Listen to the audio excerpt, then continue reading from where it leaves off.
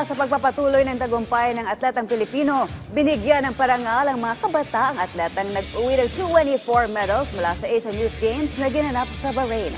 Ang kabuang detalye alamin sa ulat ni teammate JB Junio. Punong-puno ng pagmamalaki ang pagbibigay parangal para sa Philippine delegation na nagmula sa iba't ibang sports tulad ng athletics, swimming, mixed martial arts at weightlifting. Mula sa Bahrain, nagbalik ang mga Filipino youth athletes, bitbit ang tagumpay na 24 medals na nagpapatunay ng lakas, galing at future of Philippine sports. Kumikinang na 7 gold, 7 silver at 10 bronze ang kanilang naiuwi para sa bayan at 12 place among 45 Asian nations. Sa panayam ng PTV Sports kay Philippine Olympic Committee President Abraham Bambol Tolentino, ibinahagi niya na lalong pagtutuunan ng pansin ng POC ang international competitions tulad ng Asian Youth Games upang mas mapalawak ang grassroots sa bansa. Lalo nilang pagandahin yan, ganito pala yung AYT, parang yan. Lalo nakita mo, China pa rin sa one.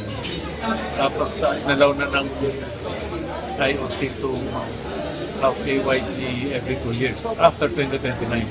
So, gaganda yung programa natin ng grassroots. Gaganda. Best of the best talaga yan. Whether it's palaro, batang ng AYT.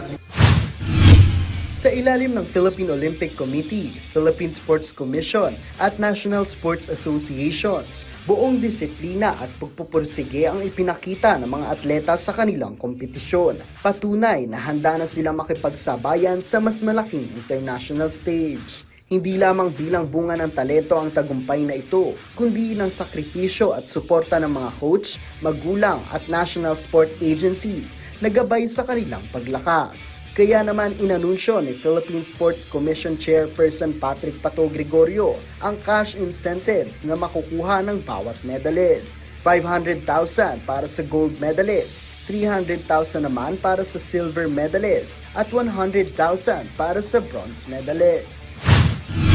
We announce a reward. All gold medalists will get 500,000 pesos each. All silver medalists, 300,000 pesos each. All bronze medalists, 100,000 pesos each. Mabuhay ang atleta Pilipino. Layunin ng pagbibigay parangal na mapahalagahan ang kanilang sakripisyo at maging inspirasyon para sa iba pang kabataang Pilipino na pasukin ang mundo ng sports. Bukod sa mga medalya, panibagong tagumpay at panibagong inspirasyon ang naiuwi ng mga kabataang atleta para sa bansa. JB Junio para sa Atletang Pilipino, para sa Bagong Pilipinas.